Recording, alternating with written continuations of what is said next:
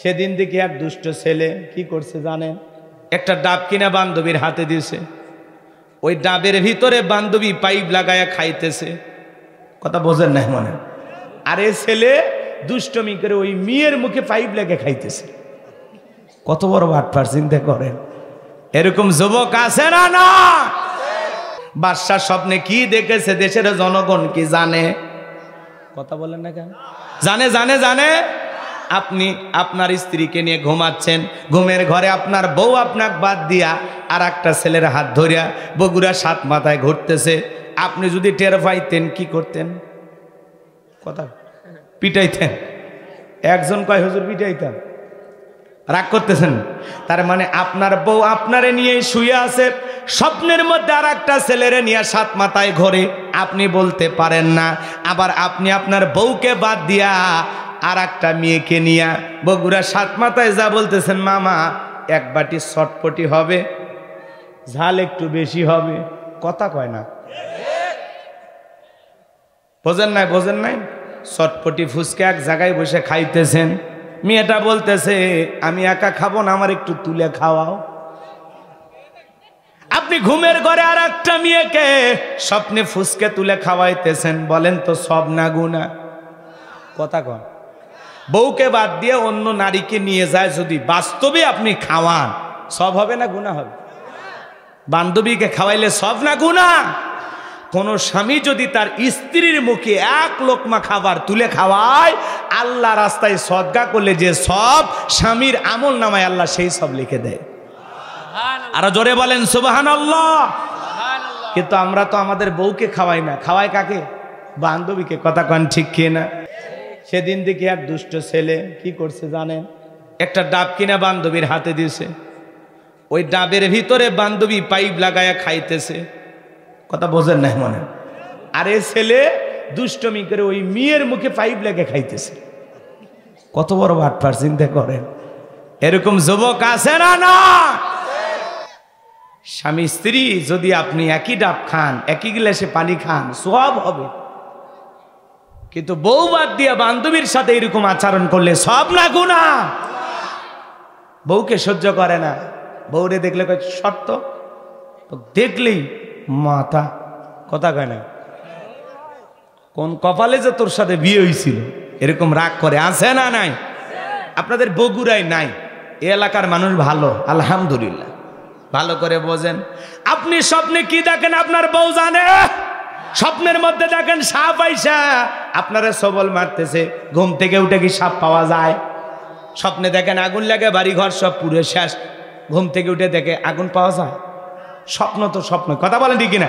স্বপ্নে দেখে আমি মরে গেছি, বউ বাচ্চা কান্নাকাটি শুরু করছে, ঘুম থেকে উঠে দেখি না বেঁচে আছি। কথা কন ঠিক কি না? তার মানে স্বপ্ন তো স্বপ্নই। যুবকেরা দেখেন না, নায়িকাদের ছবি নিয়ে এসে পুরো ঘর খালি নায়িকাদের ছবি, ঘুমানোর আগে ওই ছবির দিকে তাকায় আর বলে আরে এরকম একটা বউ যদি পাইতাম। কথা কয় না? ঘুমের ঘরে দেখে ওই নায়িকার বুকের ওপর। কথা কন ঠিক কিনা? স্বপ্নে কত কিছু মানুষ দেখে, স্বপ্ন আর বাস্তব কখনো মিলে যায়? কথাকে বোঝা গেল? বাজান গো আমার বাদশার স্বপ্নে কি দেখেছে জনগণ জানে না। এইবার বাদশা যখন ডেকে বলে স্বপ্নে আমি কি দেখেছি, সেই কথাও তোমাদেরকে বলতে হবে, স্বপ্নের ব্যাখ্যাও তোমাদের বলতে হবে।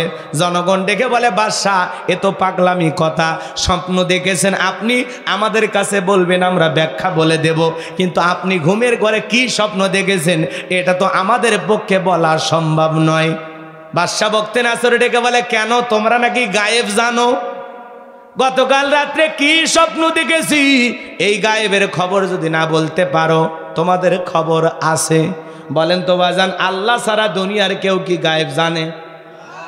আরো জোরে। অনেকে বলেন আমার পীর সাহেব গায়েব জানে, তোর পীর সাহেব কচু জানে। দুনিয়ার কোনো মানুষ গায়েব জানে না। গায়েবের এলেম কার কাছে? আল্লাহ সারা দুনিয়ার কেউ গায়েব জানে? নবী রাসূলেরা পর্যন্ত গায়েব জানতেন না। নবী রাসূলেরা জানতেন ততটুকু, আল্লাহ জানায় দিতেন যতটুকু। কথা বলেন ঠিক কিনা? আমার ভাইয়েরা ভালো করে বোঝেন, একটা ঘটনা আপনাদের উদ্দেশ্যে 1 মিনিটে বলে দিয়ে যায়। নবীর প্রিয় সাহাবী হযরতে আবু মুসা আশআরী রাদিয়াল্লাহু তাআলা আনহু একটি এলাকার গভর্নরের দায়িত্ব পালন করতেছেন। ওই এলাকার একজন এসে বলে, ও নবীর প্রিয় সাহাবী, আমি আপনার কাছে একটা বিষয় জানতে চাই। আলিফ লাম মিম, আলিফ লাম রা, আলিফ লাম মিম সাদ তাহা ইয়াসিন।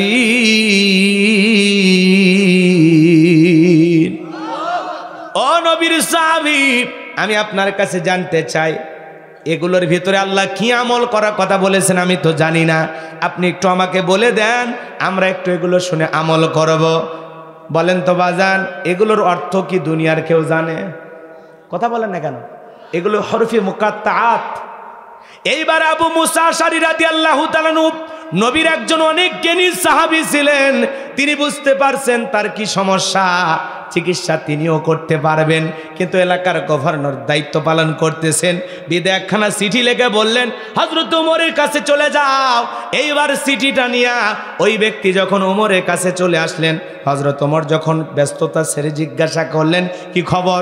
বলে, আমাদের এলাকার গভর্নর আবু মুসা আশআরী এই চিঠি দিয়ে আপনার কাছে পাঠায়া দিয়েছেন। হযরত ওমর চিঠিটা পড়লেন আর ডেকে বলেন, এইবার তোমার সমস্যার কথা তুমি বলো। এইবার এই ব্যক্তি ডেকে বলেন, ও নবীর সাহাবী, আমাদের খলিফাতুল মুসলিমিন আমিরুল মুমিনিন ও হযরত ওমর, আমি আপনার কাছে জানতে চাই, আলিফ লাম মিম, আলিফ লাম রা, তাহা ইয়াসিন নুন কফ, এগুলোর ভিতরে আল্লাহ কি আমল করার কথা বলেছেন আপনি একটু জানায়া দেন, আমরা একটু আমল করব। আমার ভাইয়েরা, হযরত ওমর ফারুক ডেকে বলেন, বুঝতে পেরেছি তোমার কি সমস্যা। এইবার খেজুরের ডালগুলো কেটে নিয়ে আসা হলো, ওই ডাল দিয়ে তার পিটাই অসুস্থ হয়ে গেল, আবার তাকে চিকিৎসা করে সুস্থ বানানো হলো। আবার যখন সুস্থ হয়েছে, আবারও খেজুরের ডাল দিয়ে মার শুরু। এইবার যখন আবার অসুস্থ হয়েছে, আবারও চিকিৎসা করে সুস্থ হয়েছে। এইবার যখন খেজুরের ডাল দিয়ে পিটাইতে যাবে, ডেকে বলে, খলিফা আর মারতে হবে না, আমার ঘরে যে শয়তান চেপেছিল সেইটা চলে গেছে, আমি বুঝতে পেরেছি। এগুলোর ভিতরে যদি আমলের কোনো কিছু থাকতো, আল্লাহ রাব্বুল আলামিন বিশ্বনবীর মাধ্যমে আমাদেরকে জানায় দিতেন। আমি বুঝতে পেরেছি এগুলোর ভিতরে আমলের জন্য কোনো কিছু নাই, বিদায় আপনি আর আমাকে মারবেন না। আমি বুঝতে পেরেছি এগুলোর অর্থ দুনিয়ার কোনো মানুষ জানে না। কোরআনের ভিতরে আল্লাহ পাক এই ভিআইপি পাসওয়ার্ড গুলো দিয়েছেন। আপনি কত বড় পণ্ডিত, কত বড় জ্ঞানী, আসেন তো কোরআনের এই হরফে মুকাত্তাআত এগুলোর অর্থ একটু করে দেখান। দুনিয়ার কোনো পণ্ডিত, কোনো জ্ঞানী গুণী ব্যক্তি এর অর্থ করতে পারবে না। এর অর্থ একমাত্র জানেন তিনি কে, আল্লাহ ছাড়া দুনিয়ার কোনো মানুষ এগুলোর অর্থ করতে পারবে। কষ্ট হচ্ছে আপনাদের? কষ্ট হচ্ছে না? ভালো করে বোঝেন। আজকে অনেকে সমাজে দাবি করে যে হুজুরেরা না জানলেও আলিফ লাম মিম এগুলোর অর্থ কি আমরা জানি। এরকম কিছু ভণ্ডপীর আসে না? না কথা বলেন না কেন? আসে না ভণ্ডপীর? যেই পীর সাহেব বলবে আমি এগুলো জানি, গাইবি এলেম আমার কাছে আছে, ওই পীর সাহেব ধরে নিয়ে যায় অন্ধকার রুমের ভিতরে এমন পিটাইবেন, হযরত ওমর থেকে শিখলেন না? কথা বলেন না কেন? এমন পিটাইবেন, পিটাইয়ে বলবেন গাইবি মাত দিলাম, কারো কাছে বলবি না, বললে ধ্বংস হয়ে যাবে। কথা কন ঠিক কিনা? ওই ভণ্ড পীরগুলো বের হয়ে যায়, যা খুশি তাই করতেছে। দেখেন না, লাফালাফি করে, জিকির করে, রং তামাশা করে, নারী পুরুষ একত্রিত হয়ে গান গায়, আর ঢোলক পিটায়, আর ঢুকি তবলা বাজায়, আর গান গায়। দেখেন না, কই পানির ভিতরে জ্বললে বাতি ঝড় বাতাসেও নেবে না, ল্যাংটা বাবার মুরিদ হইলে নামাজ রোজা লাগে না। আছে না নাই? যে পীর সাহেব বলবে নামাজ রোজা লাগবে না, ওইটা পীর না, টাটকা শয়তান।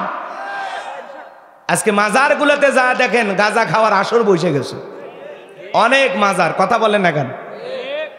গাঁজা খাওয়ার নিরাপদ জায়গা, গাঁজার কলকিতে টান মারে এমন কায়দায় ধুয়ে ছেড়ে দেয়, রাস্তায় প্রশাসনের লোক দাঁড়িয়ে থেকে বলে মনে হয় ওরসের রান্না চলতেছে।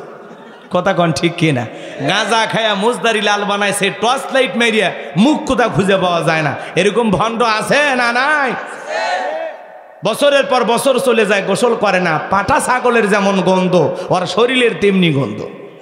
এরকম ভণ্ড আছে না? না, এরা নাকি পীর। এরা যদি পীর হয় তো শয়তানটাকে কথা, এরকম ভণ্ড আছে না? না, যারা মহিলা মুরিদ দেখলে কয় মা আয় আয়, মহিলা চিন্তা করছে এত বড় আল্লাহর ওলি ডাকে, যদি না যায় ও মরে জাহান্নামে জায়গা হবে না। পীর সাহেব ডাকছে, মহিলা পীর সাহেবের বুকের ভিতরে চলে গেছে, যায় আনন্দের ঠেলায় এত মজা পাইছে, আনন্দে গান গায়, বাবা আমি তোমায় ভালোবাসি, তোমার শরণ সুমিতে বাবা, তোমার কাছে আসি গো বাবা, আমি তোমায় ভালোবাসি। যে মহিলা স্বামীকে বাদ দিয়া পীরের ফাটা পায়ে চুমা খায়, ওই নারীর চরিত্রের ঠিক নাই। আপনার বউকে আপনি মাজারে পাঠান, আপনি কি দুর্বল? কথা বলেন না কেন? আপনার বউকে বলবেন এ তোর বড় পীর আমি, কথা বলেন না কেন? তোর পীর আমি। আয়েশা, ফাতেমা, খাদিজা, হাজেরা, আসিয়া, মারিয়াম, এদের জীবনী কিনে দিবেন, যেগুলো জীবনী পড়, এইভাবে জীবন গড়, এরপরে মর। কথা কয় না? আপনার বউকে আপনি একটা বাচ্চার জন্য মাজারে পাঠায় দেন, ছেলে মেয়ে দেওয়ার মালিক কে? আপনার মাজারে পীর সাহেব কি ছেলে মেয়ের কারখানা গুলে বসে আছে যে চাইলেন আর হাতে একটা ধরাইয়া দিল? আল্লাহ পাক আমাদের হেদায়েতের পথে কবুল করুন, জোরে বলুন আমিন। অনেকে বিরক্ত হচ্ছেন, হন, কোনো সমস্যা নাই। আপনারা বিরক্ত হলে আমাকে বলাই লাগবে। অনেকে ওই পীরের মুরিদ থাকতে পারে, কথা বলেন না কেন? আপনারা আপনি গরু ছাগল নিয়ে মাজারে দৌড়ান, হ্যাঁ কথা কয় না কেন? গরু ছাগল নিয়ে মাজারে দৌড়ায়, ট্রাক ভাড়া কইরা ছাগল নিয়ে দৌড়ে আর গান গায়, চাঁদ উঠেছে নাই, সব চাঁদ নাই কি ওই জায়গায় উঠছে, আর চাঁদ খুঁজে পাওয়া যাচ্ছে না। আপনি মাজারে গরু দিয়ে কি করবেন? উনি যদি আল্লাহওয়ালা হয়ে থাকে তো উনি তো শান্তিতে আছে, আরামের ঘুম ঘুমাচ্ছে। দুলে মিয়া যেমন বাসর ঘরে ঘুমায়, ইমানদার তেমনি ঘুমাচ্ছে, কথা বলে ঠিক কিনা? আপনি তারে দিয়ে কি করবেন? ওই গরু নিয়ে যায় এলাকায় যে গরিব মেয়ের বিয়ে হয় না, জবাই করে খাওয়ায় দেন, আল্লাহর আরশ খুশি হবে, কথা বলেন ঠিক কিনা?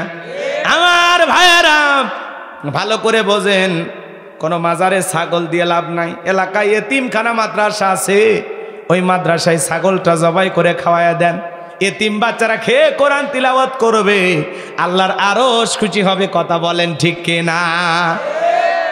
এজন্য আল্লাহ পাক আমাদের সবাইকে হেদায়েতের পথে কবুল করুন, জোরে বলুন আমিন।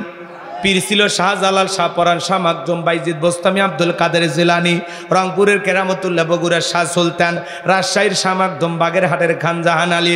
বড় বড় আল্লাহওয়ালাদের কারণে এদেশে ইসলামের প্রচার হয়েছে। আল্লাহওয়ালা ভালো জিনিস। পীর ছিল শাহজালাল, খানকায় পীর, রাজপথে বীর, নারাই তাকবীর হুঙ্কার দিয়েছেন, গৌর গোবিন্দ ধুতি খুলে পালাইছে, কথা বলেন।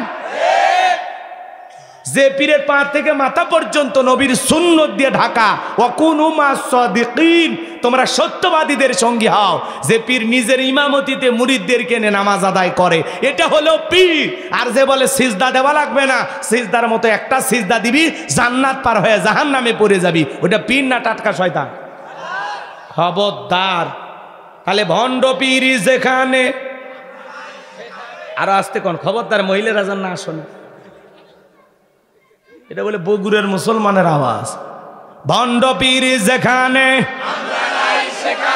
হক্কানি আল্লাহওয়ালা যেখানে, কোন পীর গায়েব জানে? হ্যাঁ, মনে জান থাকে। কারো ভণ্ডামিতে ভোলা যাবে না। মিশে চোখ বন্ধ করে ভাবলেন আছে না, না সাপা দুটো থাপ্পড় মারলে এমনি চোখ খুলবে, কথা কন ঠিক না? ভ্যাস করে ভ্যাস, ও বলে সব জানে, কি জানিস? আল্লাহ হেদায়েত দান করুক, জোরে বলেন আমিন। আমার ভাইয়েরা চলেন সামনের দিকে যাই। এইবার বাদশা বক্তে না সর থেকে বলে, তোমরা নাকি গায়েব জানো, গতকাল রাত্রে স্বপ্নে কি দেখেছে, গায়েবের খবর যদি না দাও 7 দিন সময় বেঁধে দিলাম, এই 7 দিনের আলটিমেটাম দিলাম। 7 দিনের মধ্যে স্বপ্নে কি দেখেছি সেই কথাও তোমাদেরকে বলতে হবে, স্বপ্নের ব্যাখ্যাও তোমাদের বলতে হবে, না হলে 7 দিন পরে আমি বাদশাহ তোমাদেরকে ফাঁসি দিয়া মারব। আচ্ছা, জনগণের কোনো অপরাধ আছে? অপরাধ কার? বাদশার স্বপ্নের কথা না জানলে বাঁচবে না মরবে, এতে কি জনগণের কোনো সমস্যা আছে? তাহলে জনগণ ফাঁসি দিবের চাই কি? এটাই হলো জালেমদের পাওয়ার। ওরা নিরপরাধ মানুষকে যখন তখন হুমকি দিতে পারে। কথা বলে ঠিক কি না? তোরে মারবো, তোরে দেখবো, তোর খবর আছে, এসে হ্যানতে যা খুশি তাই বলতে পারে। কথাকে বোঝা গেল? আমার ভাইরা ভালো করে বোঝেন। এইবার জেলখানা দিয়ে করতেছে নবী দানিয়াল, দিকে বলে জেলার রে এই দিকে আসো, দেখে মনে হয় টেনশনে আসো, চেহারার মধ্যে টেনশনের ছাপ। জেলার ডেকে বলে টেনশনে থাকবো না, বাদশা কি যেন স্বপ্ন দেখেছে গতকাল রাত্রিতে, আজকে স্বপ্নের কথা বলতে যাবে, স্বপ্নের কথাও ভুলে গেছে, বলতে পারে নাই। জনগণকে 7 দিনের টাইম বেঁধে দিয়েছে। জনগণ যদি 7 দিনের মধ্যে বাদশার স্বপ্নে কি দেখেছে এই ব্যাখ্যা এবং স্বপ্নের কথা বলে না দিতে পারে, বাদশা 7 দিন পরে ওদেরকে ফাঁসি দিয়ে মারবে। নবী দানিয়াল ডেকে বলে জেলার, তোমার বাদশার কানে খবর পৌঁছায় দাও, তোমার বাদশার স্বপ্নে কি দেখেছে সেই কথাও আমার জানা আছে, এই স্বপ্নের ব্যাখ্যা কি হবে দুইটাই আমি জানি। জোরে বলেন আল্লাহু আকবার। এইবার জেলার মারছে দৌড়, ডেকে বলে বাদশা টেনশনে আছেন, আপনার টেনশনের ঔষধ পাওয়া গেছে। জেলখানা একজন কয়েদি আছে, সে আপনি স্বপ্নে কি দেখেছেন সেইটাও জানে, এই স্বপ্নের ব্যাখ্যা হবে কি দুইটাই তার জানা আছে।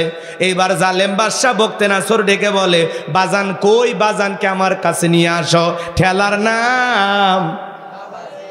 এইবার বাজান গো আমার, জেলার যায় বলে দানিয়াল চলো। আল্লাহর পয়গাম্বার দেখে বলে না না আমি যাব না, আমার ৭০,০০০ উম্মতকে গ্রেফতার করা হয়েছে, ওদেরকে আগে আগে এক এক করে জেলখানা থেকে বের করে দাও, আমার ৭০,০০০ লোককে আগে জেলখানা থেকে ছেড়ে দাও, তারপরে আমি এই জেলখানা থেকে বের হব। চিৎকার মেরে বলেন আল্লাহু আকবার। নবীরা হলো সবচাইতে ভালো নেতা, তারা জনদরদি, যারা মানুষের দুঃখ দুর্দশা বোঝে। নবী দানিয়াল কেমন মানুষ ছিলেন দেখেন, আগে তার উম্মতের কথা চিন্তা করলেন, যা আগে এদেরকে জেলখানা থেকে বের করে দাও, তারপরে আমি জেলখানা থেকে বের হব। এই জন্য বাজার নেতৃত্ব দিতে হলে নবীদের কাছ থেকে নেতৃত্ব শিখতে হবে। কথা বলেন ঠিক কিনা? কত নেতার পিছনে আপনি স্লোগান দেন, নেতা পাইছি এক খান ট্যাবলেট খান, ট্যাবলেট খান, ট্যাবলেট খান, যেখানে আমি আছি সেখানে ট্যাবলেট খান, কবরে তোমরা কেন পড়ে যা, নেতার সাথে যা। এ কথা কন নাকি আপনার? বাপ রে বাপ, সাবরি মার না, গলা ভেঙ্গে ফেলে দিবি, মার কার কথা আছে না নাই? মার কারে মার কা, তোর মুজ মার খা, আছে না নাই? এই যে সামনে আসতেছে দেখেন না, বোঝেন না, মাইকিন ছেড়ে দেবে, আকাশেতে ওরেছিল তরমুজ মার্কাই মারুন ছিল, দাদা দাদির মার্কা তরমুজ মার্কা, 2024 সাল তরমুজ মার্কার বিজয়ের কাল, তরমুজ মার্কা দেখিয়া ভোট দেবেন হাসিয়া। কথা কয় না, কথা কয়, এরকম স্লোগান হবে না? হ্যাঁ আসিতেছে, রাগ করতেছেন আপনারা? তরমুজ ভাঙ্গি এগুলো বলা লাগবে, আসল মার্কার নাম ধরলে বিপদ আছে, তরমুজ ভাঙ্গির উপর দিয়ে পারি হয়ে যায়। আল্লাহ বোঝার তৌফিক দান করে, জোরে বলেন আমিন। লিল্লাহি তাকবীর। কষ্ট পাচ্ছেন? বিরক্ত জান হয়েন না। শোনেন, যাত্রার পিছনে স্লোগান দিয়ে কোনো লাভ নাই। আপনি নেতার পিছনে মিছিল করতে করতে বগুড়া 7 মাথায় চলে গেছেন, প্রশাসনের লোকেরা নেতা সহ আপনাকে জেলখানায় নিয়ে গেল। নেতা তো মামু খালু দাদার অভাব নাই, টাকার অভাব নাই, নেতার কাছে জেলখানা শ্বশুর বাড়ির মতো, সকালে ঢোকে বিকেলে বের হয়। এ কথা কর না কা? কিন্তু আপনি গরিব মানুষ, একদিন রিক্সা না চালাইলে আপনার পরিবার চলে না, একদিন কৃষিক্ষেতে কাজ না চললে আপনার বাড়িতে চুলায় আগুন জ্বলে না। আপনি নেতার মহব্বত আর ভালোবাসায় মিছিল করতে গেছেন, জেলখানায় গ্রেপ্তার হয়েছেন। আপনার নেতা যদি সত্যি আপনাকে ভালোবাসে, আপনার নেতা বলবে এই গরিব জনগণ মাঠে কাজ করে, রিক্সা চালায়, ভ্যান চালায়, গরিব মানুষ, এরা আমাকে মহাব্বত করে ভালোবেসে আমার মিছিল করতে আসছে। আগে এদের জামিনের ব্যবস্থা কর।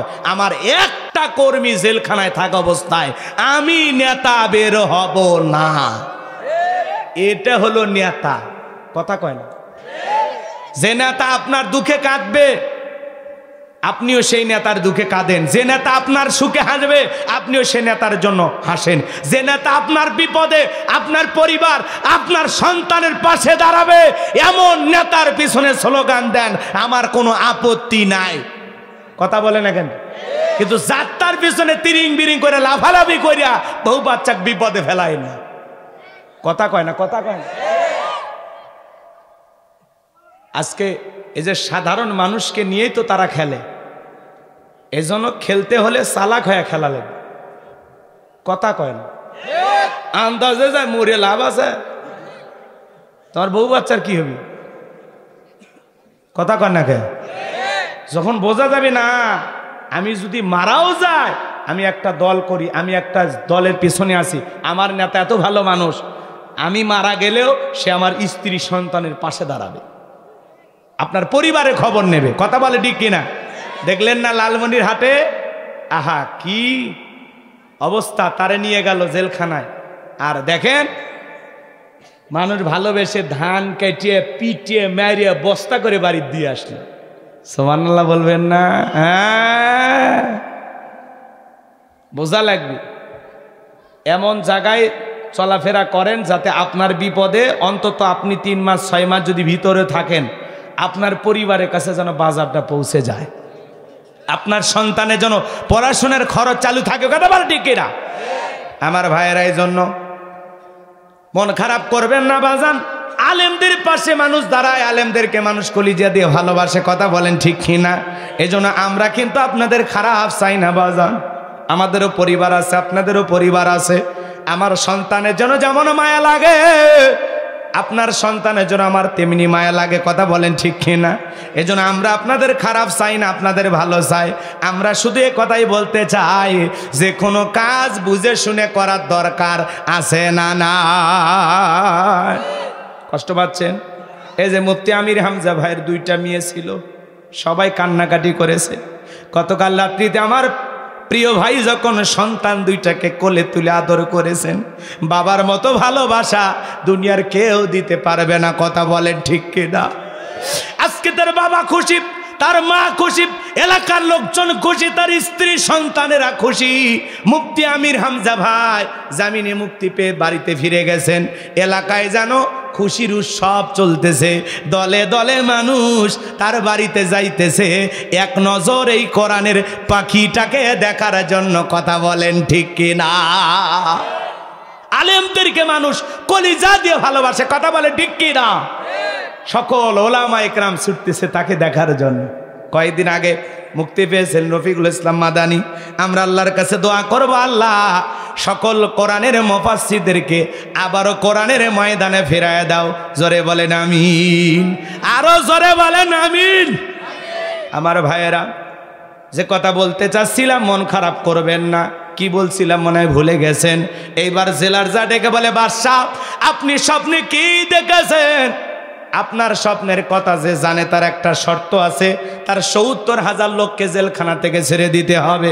বাদশা বক্তে নাসর ডেকে বলে, ওই বাজান যদি বলে এই জেলখানা কেন, তাম পৃথিবীর সমস্ত জেলখানার আসামি ছেড়ে দিতে রাজি। বাজান যা বলে তুমি তাই করো। চিৎকার মেরে বলেন আল্লাহু আকবার।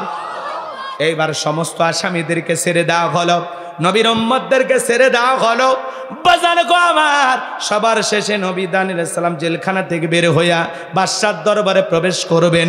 কিন্তু ওই দরবারে ঢোকার সিস্টেম হলো যত মানুষ ঢোকে সবাই মাথা নত করে বাদশাকে সিজদা দিয়ে ঢোকে। বলেন তো বাজান, নবী মানুষ কি কোনো জালেমকে সিজদা দিতে পারে? কথা বলেন, দিতে পারে? কোনো ইমানদার কি কোনো বাতিলের কাছে মাথা নত করতে পারে? কথা বলেন না কেন? 925 দিন আমার ভাই মুফতি আমির হামজা জেলখানায়, এরপরেও বের হয়ে আগের সেই চিরচেনা হাসি, এই হাসি বিজয়ের হাসি, এই হাসি মুমিনের মুখের হাসি। মুমিনরা কখনো পরাজিত হয় না, মুমিনরা সব সময় বীরের মতো থাকে। কথা বলেন ঠিক কি না? ভালো করে বোঝেন বাজান গো আমার। আল্লাহর পয়গম্বর মাথাটাকে উঁচু করে কৌশল করে ভিতরে প্রবেশ করলেন।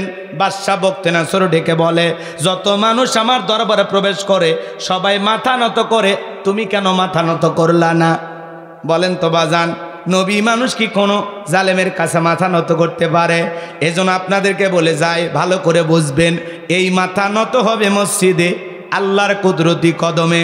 মুসলমান কোনোদিন মাথা মাজারে নত করবে না।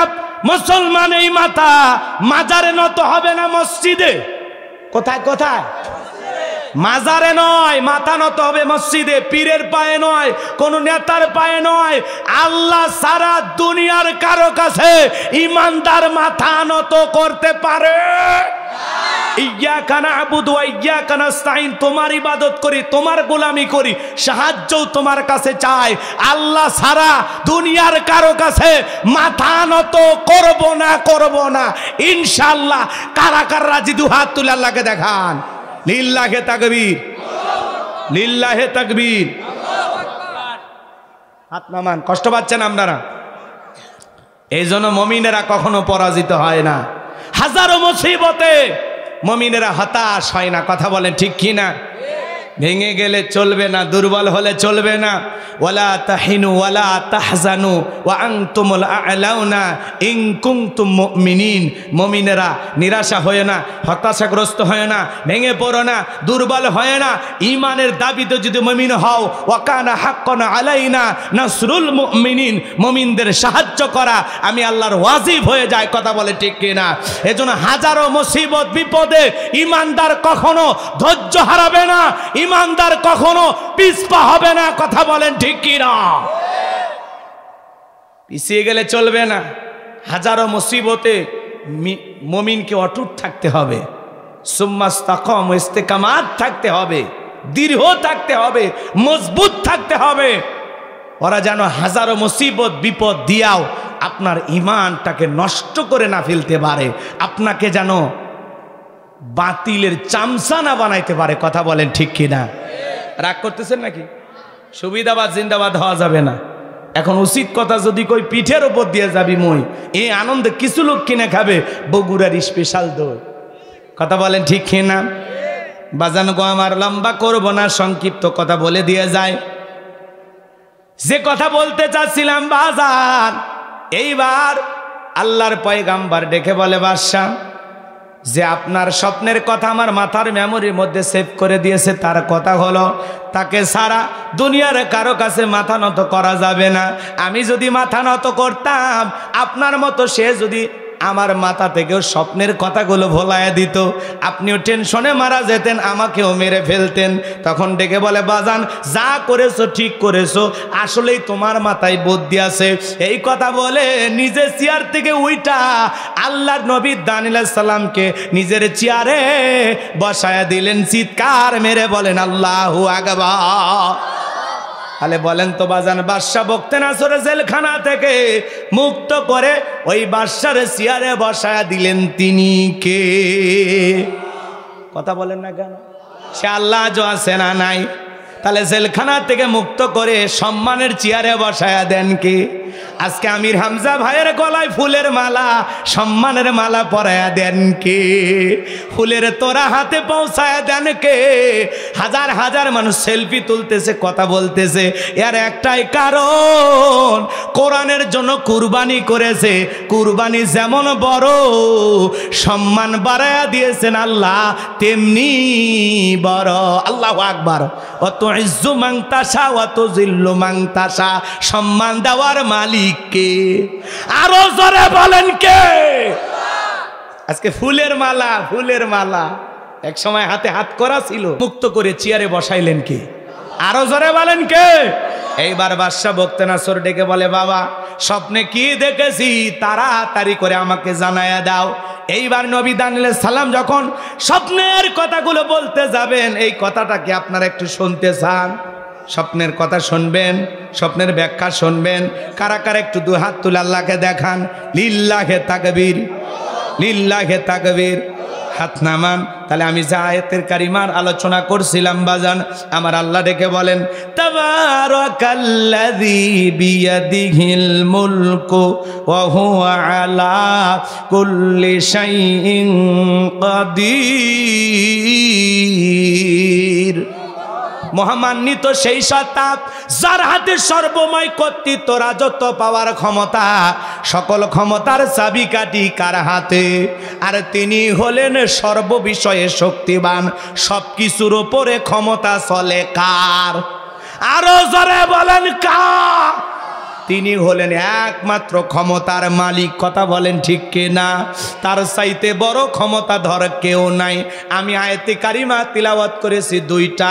এইবার আল্লাহ পাক 2 নাম্বার আয়াতে কারিমার মধ্যে বলেন, দেখেন আমার আল্লাহ তাআলার কত দয়া। 1 নাম্বার আয়াতে আল্লাহ পাক চমৎকারভাবে তার ক্ষমতা সম্পর্কে তিনি জানায় দিলেন। এইবার 2 নাম্বার আয়াতে আল্লাহ রাব্বুল আলামিন আপনার আমার জীবন আর মৃত্যু নিয়ে আলোচনা করলেন। আমার আল্লাহ ডেকে বলেন আল্লাযী খলাকাল মাউতা ওয়াল হায়াতা লিয়াবলুয়াকুম আইয়ুকুম আহসানু আমালা ওয়া হুয়াল আজিজুল গফুর। আমার আল্লাহ ডেকে বলেন আল্লাযী খলাকাল মাউতা ওয়াল হায়াতা, যিনি সৃষ্টি করেছেন মৃত্যু আর জীবন। সর্বপ্রথম আল্লাহ মৃত্যুর কথা বলতেছেন। কথা বলেন না, কি বলতেছেন? আল্লাযী খলাকাল মাউতা ওয়াল হায়াতা লিয়াবলুয়াকুম আইয়ুকুম আহসানু আমালা, যিনি সৃষ্টি করেছেন মৃত্যু আর জীবন, এর মাঝামাঝি যে সময় আল্লাহ পাক আপনাকে আমাকে দিয়েছেন, আমার আল্লাহ বলেন আমি তোমাদেরকে পরীক্ষা করে দেখব আমলের দিক দিয়ে কার আমল কত বেশি ভালো, কার আমল কত বেশি সুন্দর। যার আমল ভালো তার আখিরাত ভালো। কথা বলেন ঠিক কিনা? আল্লাহ সর্বপ্রথম বলতেছেন আল্লাযী খলাকাল মাউতা ওয়াল হায়াতা, যিনি সৃষ্টি করেছেন মৃত্যু আর জীবন। সর্বপ্রথম আল্লাহ মৃত্যুর কথা কেন বললেন? এই দুনিয়াতে আসার একটা সিরিয়াল আছে, যাওয়ার কিন্তু কোনো সিরিয়াল নাই। ভালো করে বোঝেন বাজান। 10 মাস আগে 9 মাস আগে জানা যায় একটা মানুষ দুনিয়ার জমিনে ভূমিষ্ঠ হবে, একটা সন্তান দুনিয়ার জমিনে আসবে, কিন্তু 9 সেকেন্ড আগেও কেউ জানে না কার কখন যাবার পালা আসবে, কার কখন বিদায়ের ঘন্টা বাজবে, এটা 9 সেকেন্ড আগেও কেউ বলতে পারে? আজকে আমাদের এলাকার এক মানুষ কলেজে চাকরি করে, শুধুমাত্র স্টক করেছে, বাজার শেষ। এই খালি ভ্যানে তুলছে, নিয়ে যাওয়ারও ভাগ্য কয়েক সেকেন্ডের মধ্যে, মানে 2-3 মিনিট এরকম আর কি, কয়েক সেকেন্ডের মধ্যে শেষ। এটাই হলো জীবন। কথা বলেন ঠিক কিনা? এজন্য আল্লাহ ডেকে বলেন আল্লাযী খলাকাল মাউতা ওয়াল হায়াতা, যিনি সৃষ্টি করেছেন মৃত্যু আর জীবন। এ বাজান সর্বপ্রথম আল্লাহ মৃত্যুর কথা কেন বললেন? ওই যে বললাম দুনিয়াতে আসার একটা সিরিয়াল আছে, যাওয়ার কিন্তু কোনো সিরিয়াল নাই। দাদা আসছে, দাদার পরে বাবা আসছে, বাবার পরে আমি আসলাম, আমার পরে আমার দুনিয়ার জমিনে এসেছে। কিন্তু যাবার বেলায় দাদার আগে নাতি চলে যায়, বাবার আগে ছেলে চলে যায়। এই দুনিয়াতে বাবার কাঁধে সন্তানের লাশ, এর চাইতে ভারী বোঝা দুনিয়ার জমিনে আর কিছু হতে পারে না। যার সন্তান মারা যায় সেই বোঝে কি ধন হারাইছে। কত বাবা জীবিত আছে, ছেলেটা মারা গেছে, বলে হুজুর এই তো 25-30 বছরের তরতাজা যুবক, ছেলেটা আমার পড়লো আর মারা গেল। আমি আল্লাহকে কেঁদে কেঁদে বললাম আল্লাহ আমারে নিয়ে না, আমারে না নিয়ে আমার ছেলেটারে কেন নিলা? আমার হায়াত নিয়া হইলেও আমার ছেলেটারে কেন জীবিত রাখলা না? বাজান গো, কে কখন মৃত্যুবরণ করবে? 60 বছরের বৃদ্ধ মানুষ বেঁচে থাকে, 6 দিনের শিশুটা বিদায় নাই। কথা বলেন ঠিক কিনা? এজন্য আল্লাহ বলেন আল্লাযী খলাকাল মাউতা ওয়াল হায়াতা, যিনি সৃষ্টি করেছেন মৃত্যু আর জীবন। কার কখন মৃত্যু হবে দুনিয়ার কারো জানা নাই। বাজান গো, আসার খবর মানুষের মানুষের জানা থাকে, কিন্তু মৃত্যুর খবর দুনিয়ার কারো কোনোদিন জানা নাই। বাজান গো আমার, এই জন্য দুনিয়া ছেড়ে সবাইকে যেতে হবে। আমার আল্লাহ ডেকে বলেন, কুল্লু নাফসিন যায়কাতুল মাউত, প্রত্যেক প্রাণীকে মৃত্যুর স্বাদ গ্রহণ করা লাগবে। এই মৃত্যুর স্বাদ হলো দুই প্রকারের, মিষ্টি খাইলে মিঠা লাগে, নিম পাতা খাইলে তিতা লাগে। যারা ইমানদার তারা মৃত্যুবরণ করবে। বাজান গো আমার, একটা সন্তান দুধ পান করতে করতে যেমন ঘুমের মধ্যে চলে যায়, সন্তানটা যেমন টের পায় না, একজন ইমানদার তেমনি ভাবে দুনিয়ার জমিন থেকে বিদায় নেবে, টেরও পাবে না। চিৎকার মেরে বলেন সুবহানাল্লাহ। আর যারা বেঈমান নাফরমান গুনাহগার বান্দা, হাজারো অপরাধে যে অপরাধ করবে, বাজান গো আমার, ওই বদকার গুনাহগাররা বিদায় নেওয়ার বেলা দেখেন না, চোখগুলো বড় বড় করে, পেশাব পায়খানা করে দেয়। আহারে, সারাটা জীবন বলা হলো যুবক নামাজে যায়, কয় হুজুর শরীর ঠিক নাই, কাপড় ঠিক নাই। 40 বছর বয়সে বলা হলো যুবক নামাজে যাও, কয় শরীর ঠিক নাই, কাপড় ঠিক নাই। 7 বছর বয়সে যা, তুই এমনিতেই ঠিক থাকে না, ঠিক রাখতে চাইলেও হয় না। এখন তোমার সারা জীবন নাপাক ভালো হইতে হইতে শরীরের কাপড় পাক করতে করতে মালাকুল মউতের সামনে দেখা হয়ে যাবে। কথা বলেন ঠিক কিনা? এ যুবক, একটু গুনাহগারের কথাগুলো মনোযোগ দিয়ে শোনো। যুবক রে, যারা নাফরমান দুনিয়ার জমিন থেকে বিদায় নেয়, দেখো না 6 মাস আগে জবানটা বন্ধ হয়ে যায়, সন্তানেরা শরবত গুলা বাবার মুখে দেয়, খাবার শক্তি থাকে না, গলসি বেবে পড়ে যায়। এ যুবক, তোমাকে আমাকে সবাইকে মৃত্যুবরণ করতে হবে। আমার আল্লাহ ডেকে বলেন, আইনামা তাকুনু ইদরিকুমুল মাউতু ওয়ালাউ কুনতুম ফি বুরুজিম মুশাইয়াদা। সূরা নিসার 78 নম্বর আয়াত। আমার আল্লাহ ডেকে বলেন, যেখানেই থাকো, যে অবস্থায় থাকো, মৃত্যু তোমাদেরকে ধরবে। মৃত্যু থেকে পালানোর কোনো রাস্তা খোলা নাই। যুবক রে, তুমি কি মনে করেছো 10 তলা বিল্ডিংয়ে তুমি ঘুমাও, মালাকুল মউত হয়তো বা লিফটের সুইচ জানে না। যখন মৃত্যু এসে যাবে রে যুবক, তোমার সামনে মালাকুল মউত হাজির হয়ে যাবে। তোমার মতো কত যুবক পরীক্ষা দিয়েছে, আগামী কালকে রেজাল্ট বের হবে, রেজাল্ট পাওয়ার আগে দুনিয়ার জমিন থেকে বিদায় নিয়েছে। এই যে সিরাজগঞ্জের ট্রেন দুর্ঘটনা মনে নাই, বাসর ঘরে সাজানো আছে, বিয়ে করে বউকে নিয়ে এখন বাসর ঘর পর্যন্ত পৌঁছে যাবে। আমার আল্লাহ বাসর ঘর পর্যন্ত পৌঁছার সময় দিল না। কথা বলেন না কেন? এই যে ঝিনাইদহের একজন যুবক বিয়ে করেছেন, বাসর ঘরের ফুল কিনতে গেছেন, ফুল দিয়ে বাসর ঘর সাজাবেন। আহারে, ওই ফুল নিয়ে রাস্তা পার হওয়ার সময় ট্রাক এসে ধাক্কা মেরে দুনিয়ার জমিন থেকে ছেলেটা বিদায় নিয়ে গেল। যুবক রে, কার কখন মৃত্যু হবে? তোমার মতো যুবক সকালবেলা মোবাইলে সেলফি তুললো, দোস্ত মোটর সাইকেল নিয়ে চলতেছে, খুব ভাল লাগতেছে। সন্ধ্যাবেলায় ট্রাকের তলে যাইয়া পিছে রাস্তার ওপরে মারা গেল, চেহারাটা পর্যন্ত চেনা যায় না। কথা বলেন, মাথার মগজ সাদা বের হয়ে আছে। এই যুবক, কার কখন মৃত্যু হবে আমরা কেউ জানি না রে যুবক। দুনিয়ার জমিন থেকে বিদায় নিয়ে যেতে হবে। দুনিয়া চিরকাল থাকার জায়গা না, এটা হলো মুসাফির খানা। আজকে আছি, কালকে দিতে হবে আখিরাতের রওনা। কত মানুষ কি মনে করছো কার মৃত্যু সন্ধ্যায় হবে, কার মৃত্যু রাত্রিতে হবে, আমরা তো কেউ জানি না। মৃত্যুর যন্ত্রণা বড় কঠিন। মুসা আলাইহিস সালামকে জিজ্ঞাসা করা হয়েছিল, ও নবী, আল্লাহর নবী মুসা, বলো তো মৃত্যুর যন্ত্রণাটা কেমন মনে হয়? হযরত মুসা আলাইহিস সালাম ডেকে বলেন, জ্যান্ত ছাগলের গা থেকে চামড়া খসাইলে ওই ছাগলের যেমন কষ্ট হয়, তার চাইতে মৃত্যুর যন্ত্রণা আমার কাছে তেমনি কষ্টকর মনে হয়। মৃত্যুর যন্ত্রণা সবাইকে ভোগ করা লাগবে বাজান, সবাইকে মৃত্যুর পথযাত্রী হতে হবে। দুনিয়ার জমিনে কেউ চিরকাল বেঁচে থাকবো না।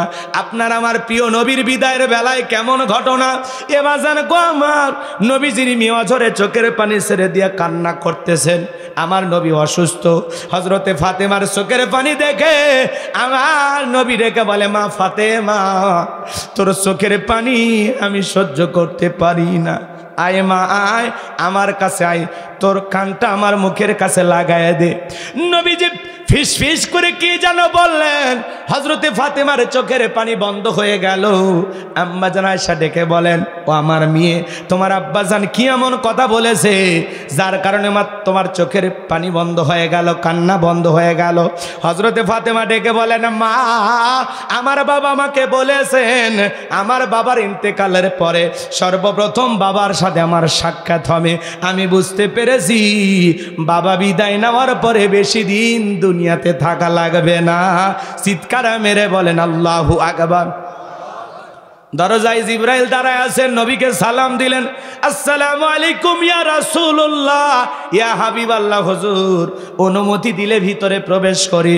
তবে আজকে আসমান থেকে আমি একা আসি নাই, আমার সাথে আর একজন ফেরেশতা এসেছেন, তার নাম মালাকুল মউত আজরাইল। এই ফেরেশতা দুনিয়ার কারো বাড়িতে ঢোকার পারমিশন নাই না, অনুমতি নাই না। নবী গো, আপনার অনুমতির অপেক্ষায় আমরা দাঁড়িয়ে আছি। দরজা খুলে দেওয়া হলো। জিবরাইল আর আজরাইল প্রবেশ করলেন। আজরাইল এইবার নবীকে সালাম দিলেন, আসসালামু আলাইকুম ইয়া রাসূলুল্লাহ, ইয়া হাবিবাল্লাহ। হুজুর, নবী আপনি কেমন আছেন? আমার নবী দেখে বলে, মালাকুল মউত দেখতেই পাইতেছ আমি কেমন আছি, শরীরটা তেমন একটা ভালো না। মালাকুল মউত ডেকে বলেন, নবী গো, আমার আল্লাহ আমাকে বলেছেন আমার বন্ধু যদি অনুমতি দেয় তাহলে আমার বন্ধুর জানটা কবজ করবা, আর আমার বন্ধু যদি অনুমতি না দেয় রে মালাকুল মউত, এক সেকেন্ড দেরি করতে পারবি না, সঙ্গে সঙ্গে চলে আসবি। চিৎকার মেরে বলেন আল্লাহু আকবার। আমার নবী ডেকে বলে যে, আজরাইল রে, আজকে যদি তুমি চলে যাও আর কি কোনোদিন আসবা না? ডেকে বলে, নবী গো, আবারও যেদিন আল্লাহ তাআলা অর্ডার করবেন আমি সেদিন আসবো। আমার নবী ডেকে বলে, মালাকুল মউত রে, আর আসতে হবে না, যেহেতু যেতে হবে, আজ হোক 2 দিন পরে হোক, দুনিয়ার জমিন থেকে বিদায় নিতে হবে। অতএব তুমি এসেছো নির্ধারিত সময়ে নাও, তুমি তোমার কাজ করতে পারো। আমার নবীজি যখন জানটা কবজের অনুমতি দিলেন, মালাকুল মউত যখন নবীজির জানটা বের করার জন্য বাজার, নবীজির বুকের উপরে হাত রেখে দিয়েছে।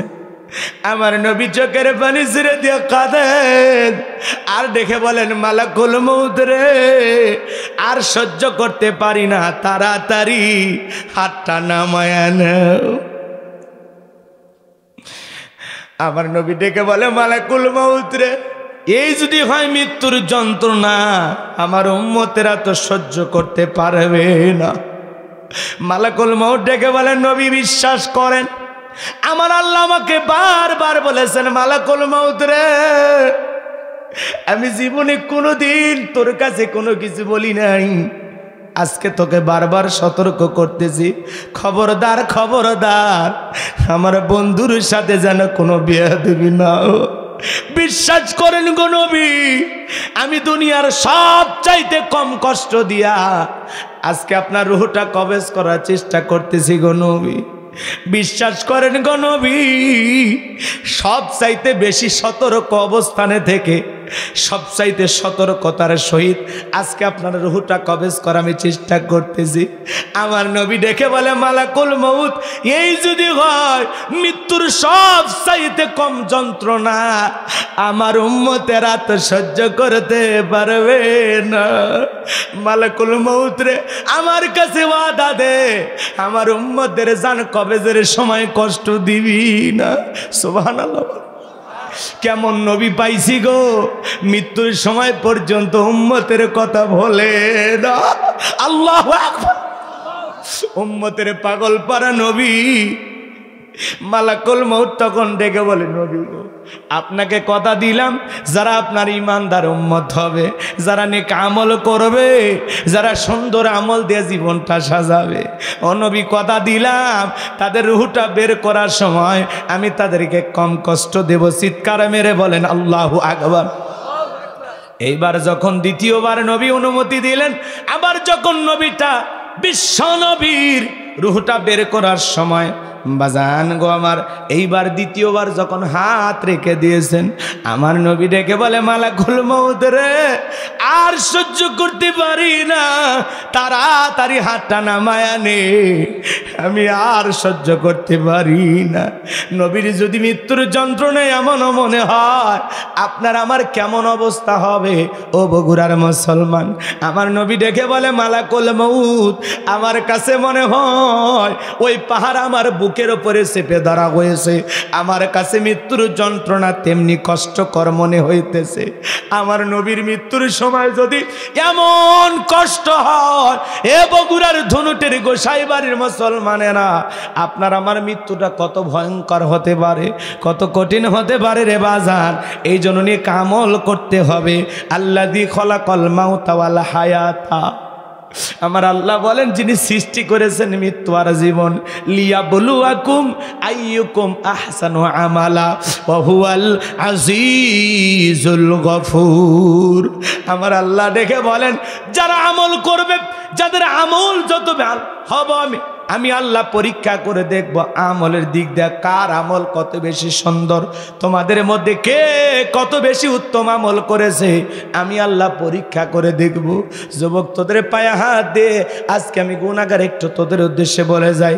যুবক রে, তুমি যদি 7 দিনের জন্য কক্সবাজার সফরে চলে যাও, তোমার একটা ব্যাগ থাকে, ওই ব্যাগের ভিতরে তোমার পোশাক থাকে, প্রয়োজনীয় কাপড় চোপড় থাকে।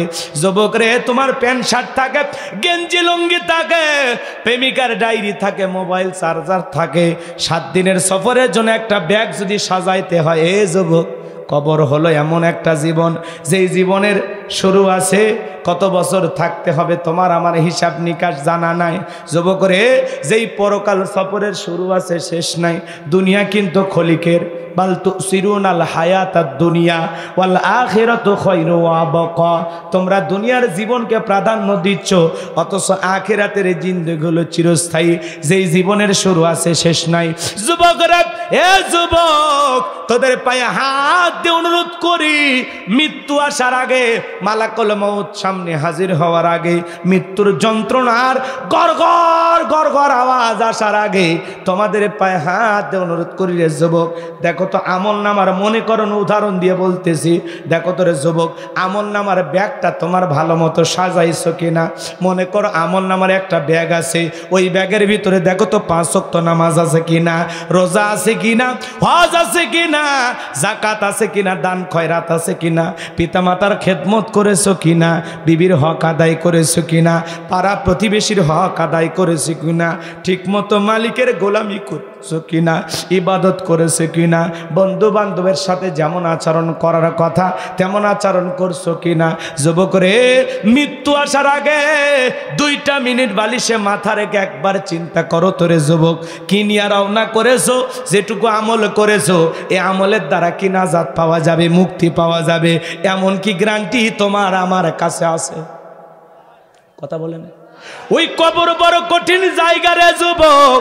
আমার নবীজি বলেছেন, কলা কলা রাসূলুল্লাহ সাল্লাল্লাহু আলাইহি সাল্লাম, ইন্নামাল কুবুরু রাউযাতুম মিন রিয়াদিল জান্নাহ আও হুফরাতুম মিন হুফারিন নার, রাওয়াহু তিরমিজি। বিশ্বনবী ডেকে বলেন, যে ব্যক্তির আমল ভালো, মৃত্যুর সঙ্গে সঙ্গে আল্লাহ রাব্বুল আলামিন তার কবরটাকে জান্নাতের বাগান বানায় দিবেন, বলুন সুবহানাল্লাহ। আর যে ব্যক্তির আমল খারাপ, আও হুফরাতুম মিন হুফারিন নার, তার কবরটা হবে জাহান্নামের আগুনের গর্ত। একবার যদি কারো কবর জাহান্নামের আগুনের গর্ত হয়ে যায়, বাঁচার কিন্তু কোনো উপায় নাই।